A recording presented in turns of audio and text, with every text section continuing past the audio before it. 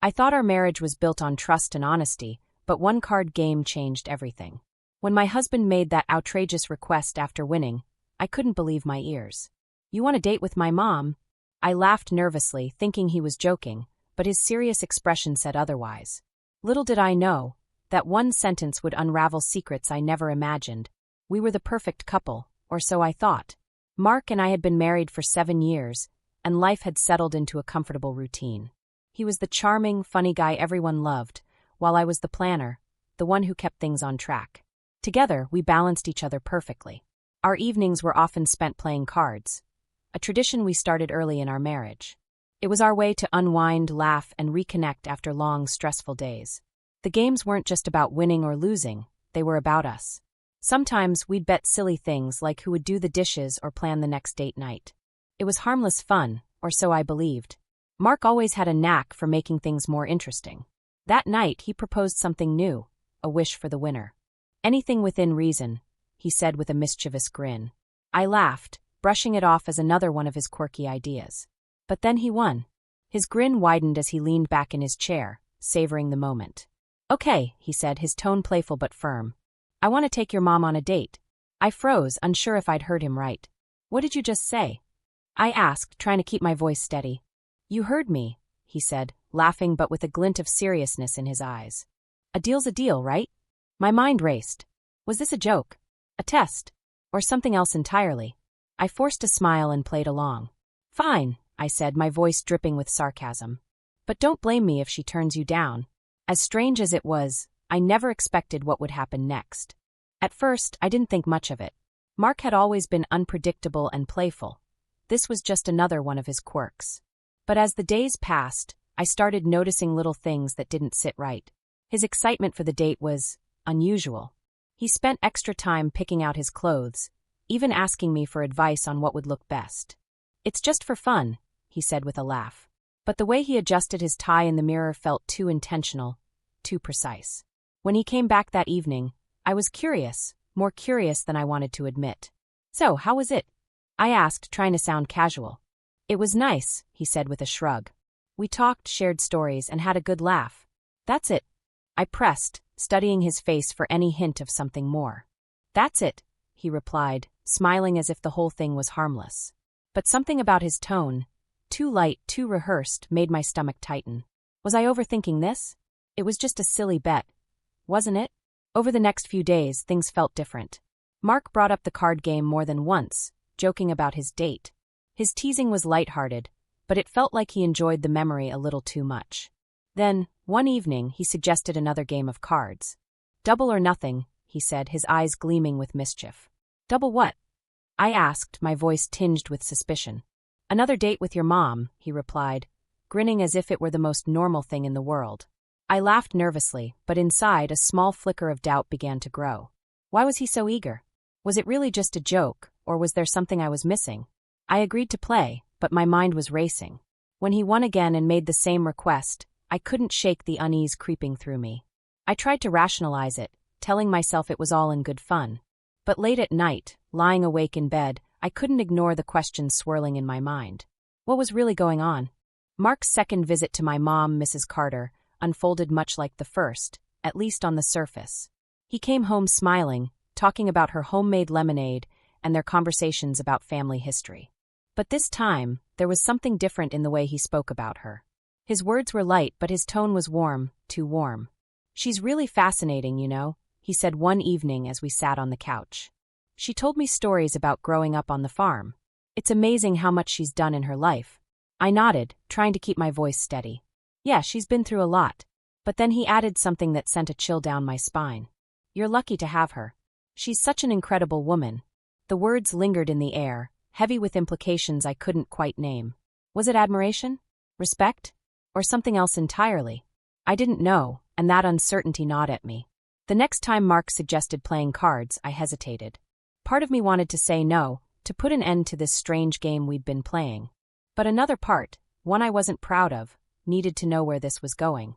So I agreed. Once again he won. And once again he asked for a date with my mom. By now, I couldn't tell if he was still joking or if this had become something more serious.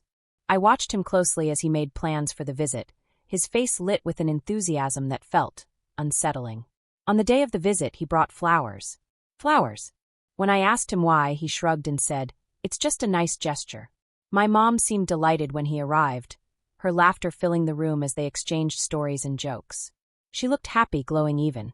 And while I should have been relieved to see her smile, I couldn't shake the feeling that I was watching something I shouldn't be. That evening, Mark returned home with a dreamy expression. "She showed me her paintings," he said. "They're beautiful. She's so talented." "Is that all?" I asked, my voice sharper than I intended. He looked at me, confused. "What do you mean?" "Nothing," I muttered, turning away. But it wasn't nothing. It was everything. The way he spoke about her, the way he lit up when he talked about their conversations. It all felt wrong. I told myself I was imagining things, that I was being paranoid. But deep down I knew better. The tension between us grew with every passing day. Mark continued to talk about my mom with a warmth that bordered on adoration, and I found myself analyzing every word, every glance, every gesture. I wanted to confront him, to ask him what was really going on. But I was afraid of the answer. One evening, as we sat in silence, I finally worked up the courage to ask. "Mark," I said, my voice trembling, "why are you so interested in my mom?" He looked at me, his expression unreadable. "She's just easy to talk to," he said. "She gets me." Those words hit me like a punch to the gut. "She gets you," I repeated, my voice rising. "What's that supposed to mean?" Mark sighed, running a hand through his hair. "I don't know. It's hard to explain. She's just different. Different." The word echoed in my mind, filling me with a dread I couldn't ignore.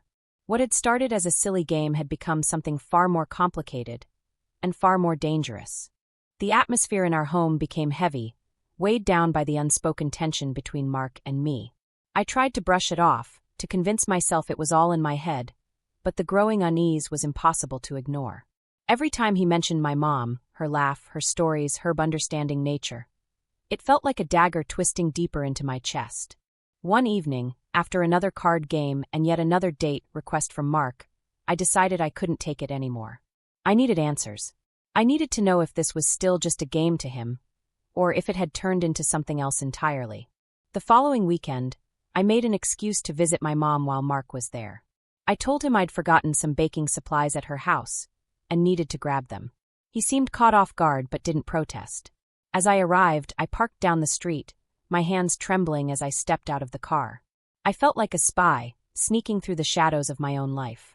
I approached the house quietly, peeking through the living room window. There they were, sitting on the couch, laughing like old friends. The scene looked innocent enough, but there was something in Mark's body language that struck me. He was leaning toward her, his posture relaxed, his expression tender. Too tender. Then it happened. He reached out and gently tucked a strand of her hair behind her ear. My heart stopped. My breath caught in my throat as I watched her smile, her cheeks flushed. It was a fleeting moment, but it was enough. I felt like I'd been punched in the stomach. I stumbled back from the window, my chest heaving. Was this really happening? Was my husband, my Mark, crossing a line I thought could never be crossed? Gathering every ounce of courage I had, I burst through the door. Both of them jumped, startled by my sudden entrance. Mark stood up, his face a mask of guilt and surprise. My mom looked equally flustered, her hands nervously smoothing her skirt. "What's going on here?" I demanded, my voice shaking with anger and hurt. Mark stammered, searching for words. "It's not what it looks like," he said, stepping toward me. "Then tell me what it is," I snapped, my eyes blazing. "Because from where I'm standing, it looks like you're flirting with my mother." My mom's face turned pale. "Honey, it's nothing like that," she said softly.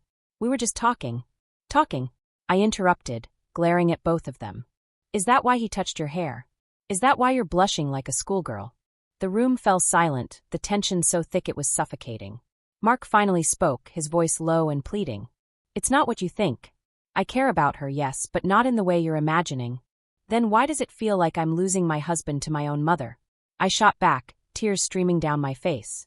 Neither of them had an answer.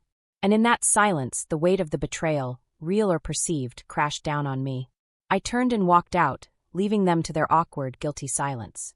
The car ride home was a blur of emotions: anger, heartbreak, confusion. I felt betrayed, though I wasn't sure to what extent. The images of Mark and my mom, laughing and leaning toward each other, played on a loop in my mind, each repetition adding fuel to the fire of my pain. Mark came home an hour later. He walked in quietly, his usual confident demeanor replaced by uncertainty. I was sitting on the couch, my arms crossed tightly, my face tear-streaked but resolute. "We need to talk," I said, my voice cold. He nodded, sitting across from me, his hands clasped tightly. "I know how this looks," he began, "but I swear nothing happened." "Nothing happened?" I scoffed, the bitterness in my tone unmistakable. "Mark, you've been spending more time with my mom than with me. You talk about her like she's your soulmate. And tonight, what I saw tonight, it didn't look like nothing." He exhaled deeply, running his hands through his hair. "I didn't mean for it to go this far. I didn't realize how much I enjoyed her company until..." "Until what?" I interrupted, my voice rising. "Until you started falling for her?" He froze, his silence louder than any admission. My heart shattered all over again. "How could you do this to me?" I whispered, my voice breaking. "To us. I never meant to hurt you," he said, his voice trembling. "It was harmless at first, a joke, a silly game. But the more time I spent with her, the more I realized, she understands me in a way I didn't expect." Tears welled in my eyes, blurring my vision. "So what am I, Mark? Just someone to fill the gaps between your meaningful conversations with my mom?" "No," he said quickly, his voice desperate. "You're my wife. I love you. I don't want to lose you." "Then why does it feel like I already have?" I shot back, my voice trembling with raw emotion. The days that followed were filled with tense silences and tearful arguments. My mom tried to call me several times, but I couldn't bring myself to answer. The thought of hearing her voice, of facing her betrayal, was too much to bear. Mark, to his credit, tried to repair the damage. He stopped visiting my mom and made a point of spending more time with me. But the trust we once had was shattered. Every kind word he spoke felt hollow, every touch insincere. The ghost of what I had seen between him and my mom haunted every corner of our home. Finally, one evening, my mom showed up at our doorstep. She looked tired, her usual warmth replaced by a sadness I had never seen before. "I need to talk to you," she said softly, her eyes pleading. Reluctantly, I let her in. We sat at the kitchen table, the silence between us heavy with unspoken words. "I never meant to hurt you," she began, her voice trembling. "And I never meant to let things go this far. I thought it was all innocent, just friendly conversations. But I can see now how it must have looked to you." "How it looked?" I repeated, my voice sharp. "It wasn't just how it looked, Mom. It was how it felt. Like I was being replaced. Like my husband was falling for you." Her eyes filled with tears. "I'm so sorry, sweetheart. I never wanted you to feel that way. Mark, he's a good man, but I should have set boundaries.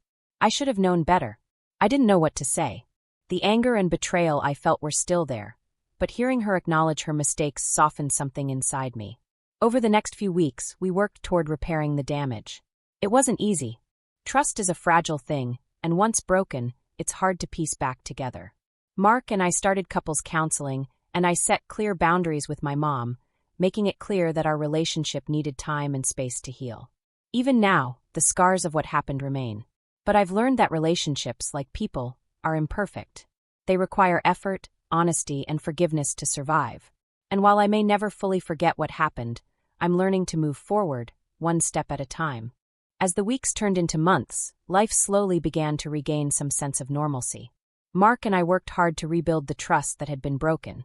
Counseling sessions became a safe space for us to air our feelings, anger, hurt, regret. And over time we began to understand each other better. Mark admitted that his connection with my mom had filled a void he hadn't realized existed. "I felt unheard," he said one evening during a session. "Not because of you, but because I didn't know how to communicate what I needed. Your mom was just there at the right time. But I see now how wrong it was to let it get so far." Hearing him take responsibility was a turning point. It didn't erase the pain, but it gave me hope that we could move forward. I, too, had to reflect on my own actions, or lack thereof. Had I been so focused on the daily grind that I missed the signs of his emotional struggles? It wasn't an excuse for what had happened, but it was a reminder that relationships require constant effort from both sides. My relationship with my mom was harder to repair. The bond we once shared felt strained, and I couldn't help but see her differently. But she never stopped trying. She respected my boundaries, gave me space, and eventually we started having honest conversations about what had happened. "I never wanted to come between you and Mark," she said one afternoon as we sat on her porch. "I made a mistake by not recognizing how my actions could be misinterpreted. I'm so sorry." Those words, spoken with genuine remorse, were a balm to my wounded heart. Slowly, I began to let her back in. Through it all, I learned some valuable lessons about love, trust, and boundaries. Relationships aren't perfect, and people aren't either. But it's the willingness to confront difficult truths, to apologize, to forgive, and to rebuild that makes a relationship strong. Mark and I still have our ups and downs, but we're stronger for what we've been through.